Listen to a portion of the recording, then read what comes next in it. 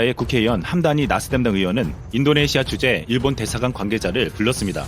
그는 한일 갈등에 대한 우려를 전달하면서 소속 의원들은 일본이 진행하고 있는 한국 의뢰 수출 제한 조치에 반대한다라며 한국의 편에서 발언해 주었습니다. 이 국회의원의 강력한 의사표현은 지금 현재 인도네시아의 분위기를 말해주고 있습니다.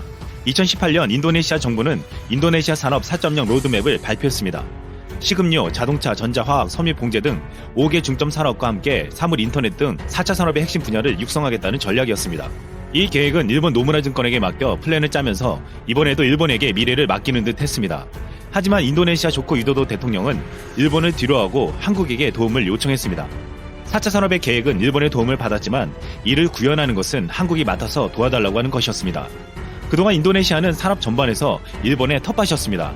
토요타 등 일본차의 인도네시아 시장 점유율이 97%에 달하고 일본은 싱가포르 다음으로 인도네시아에 많이 투자하는 나라입니다.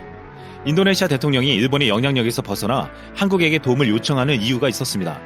인도네시아 정부 관계자는 인도네시아가 제조업을 기반으로 구축해야 하는데 일본은 물건만 팔 뿐 기술 이전에는 소극적이라고 했습니다. 일본은 그동안 물건만 팔아 이득은 취했지만 인도네시아가 스스로 설 수 있는 기술은 전수하지 않았다는 것이었습니다. 인도네시아는 선진 기술을 모방해 압축 성장을 달성한 한국이 오래전부터 선망의 대상이었습니다. 그리고 한국은 일본과 달리 동남아시아 국가들을 도와주고 기술을 이전하는 모습을 보여주었습니다. 결국 조코 위도도 대통령은 인도네시아에서 일본의 아성을 허물고 중국의 공세를 막아줄 역할을 한국에게 요청한 것입니다. 인도네시아는 남중국해에서 영유권 분쟁을 일으키고 있는 중국과는 껄끄러운 관계에 놓여 있기도 합니다. 따라서 인도네시아는 한국과의 관계를 강화시키려고 하고 있습니다. 인도네시아는 엄청난 잠재력이 있는 시장으로 한국에게도 점점 존재감이 커지고 있는 나라입니다.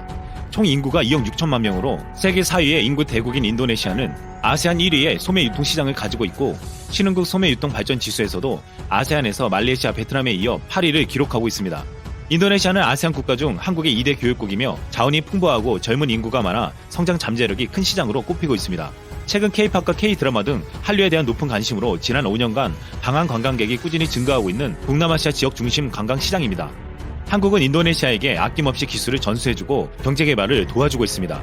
지난달 수도 자카르타에서 대규모 도심 정전사태로 혼란을 겪었던 인도네시아는 서울교통공사에 SOS를 보내 도시철도의 정전사태 예방과 지진 등 자연재해에 따른 한국의 선진 노하우를 배우기도 했습니다. 연평균 최대 13cm씩 가라앉는 인도네시아 수도 자카르타의 수해를 막기 위한 자카르타 대방조제도 한국의 새만금 방조제 기술로 건설하기로 했습니다. 인도네시아는 먼 바다로 나가는 어선을 건조하지 못해 한국의 성동조선해양이 인도네시아에 수리조선소를 짓는 방안을 협의 중입니다. 인도네시아는 한국의 도움을 받고 있기도 하지만 한국 제품을 많이 써주고 있습니다. 최근 발표한 2018년 인도네시아 100대 브랜드 명단에서 삼성전자는 지난해에 이어 1위 자리를 지켰고 LG전자는 미국 애플을 제치고 지난해 4위에서 한 단계 올라서 3위를 차지했습니다. 인도네시아는 전 세계에서 한국 무기를 가장 많이 수입하는 나라입니다. T-50 고등훈련기 16대와 잠수함 3척 등을 도입했습니다. 또 장보고함을 개량한 1400톤급 잠수함 3척을 더 수주할 것으로 알려져 있습니다. 이로 인해 한국의 무기 수출은 직전 5개년에 비해 94%나 늘었고 전 세계 무기 수출 국가 중 11위를 차지하고 있습니다.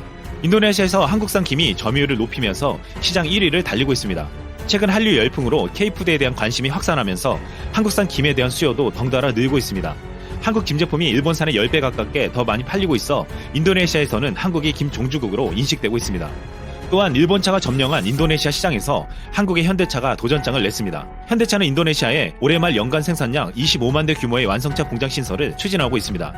인도네시아 조코이 대통령은 현대차가 인도네시아에서도 적극 투자에 나서 꼭 성공해 달라고 하며 현대차가 인도네시아 토종차의 어머니가 되길 기대한다고 했습니다. 인도네시아는 일본의 그늘에서 벗어나고 힘을 과시하며 나오는 중국을 견제하기 위해 가장 좋은 파트너로 한국을 선택했습니다. 인도네시아에게 한국은 가장 이상적인 경제 롤 모델이고 가장 신뢰할 만한 나라로 여기고 있습니다.